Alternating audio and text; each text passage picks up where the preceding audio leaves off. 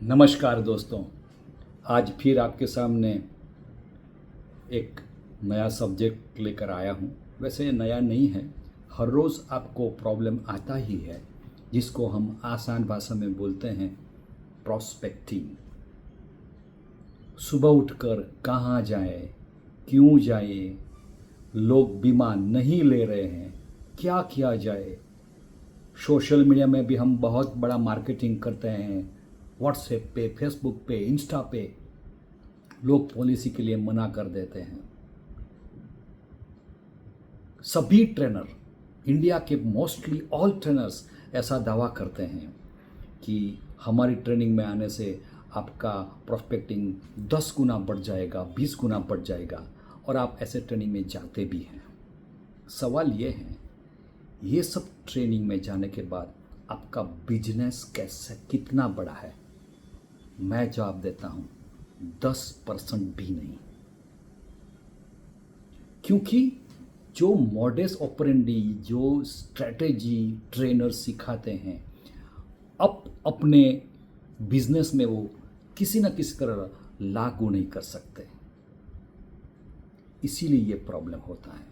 मैं आपको आज एक कहानी सुनाने जा रहा हूँ, ध्यान से सुनिए। उसके बाद प्रोस्पेक्टिंग की कुछ बातें करेंगे। वल्चर्स यानी गीधों का एक समूह अपने खाने की खोज में भटक रहा था। उड़कर कहीं एक ऐसी सुनसान वीरान जगह पे आ गए जहां उनके अलावा कोई नहीं था। उससे भी बड़ी बात यह थी कि छोटे छोटे तालाब थे जिसमें बहुत सारी मछलियां, मेंढक वगैरह सब कुछ था जो उन लोगों के खाने के लिए चाहिए था। सभी लोग इतने खुश हो गए कि क्या यार, कहाँ गए, ये तो स्वर्ग मिल गया हमें। सब लोग खाने लगे, डांस करने लगे, और जो उनका एक लीडर, जो जवान था, उसने तो बोल दिया, अब हम यहाँ से कहीं नहीं जाएंगे। हमारा कोई कॉम्पिटिटर भी नहीं है, हमें मारने वाला भी कोई नहीं है। हम सभी को मार सकते हैं, जो मछलियाँ और मेढक, हम खाने के लिए हमारे पास सब कुछ है। हम क्यों जाएं कभी? तो 2-4 दिन तो ठीक है, लेकिन उनका एक सबसे बड़ा बुजुर्ग था। उन्होंने सभी को बोला कि भाइयों, अब हमें यहाँ से चलना चाहिए। तो जो वो लीडर था, उसने बताया क्यों जाना है, सब कुछ तो यहाँ है, हमें नहीं जाना है, जिसको जाना है जाए। बूढ़ा ने बोला, दोस्तों, हमारी आदत शिकार को झपक कर लेने की है, ऐसे पड़े हुए मछली या मेढक को खाने की नहीं। मैं अब यहाँ ज़्यादा आपके साथ नहीं रख सकता। जिसको मेरे साथ आना है वो आ सकता है।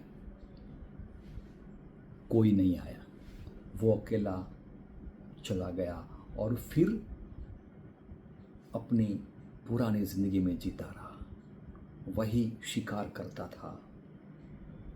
कुछ महीने बाद उनको फिर उन लोगों की याद आई, उनके फैमिली की, जहाँ वो उसे छोड़ कर आया था। तो वो वापस गया वहाँ पर। तो वहाँ का दृश्य देखकर वो सो हैरान रह गया। जितने भी गिद्ध थे 50% मर चुके थे, और जितने भी बचे हुए थे उसमें से भी 50% घायल थे।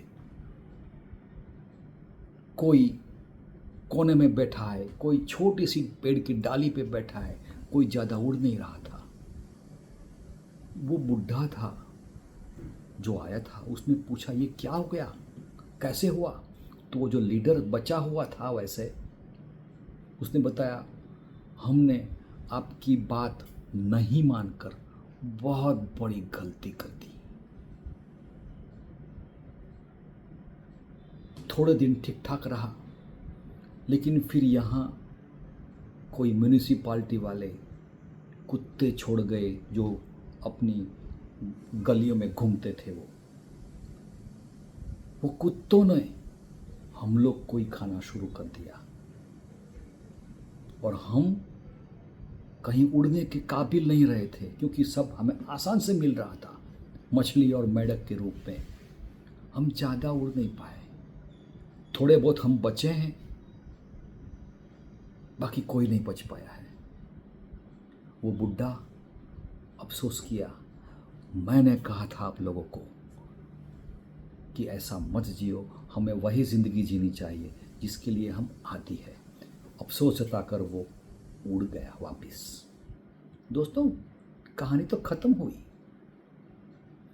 लेकिन इस कहानी से, हमारी कहानी से क्या ताल्लुक?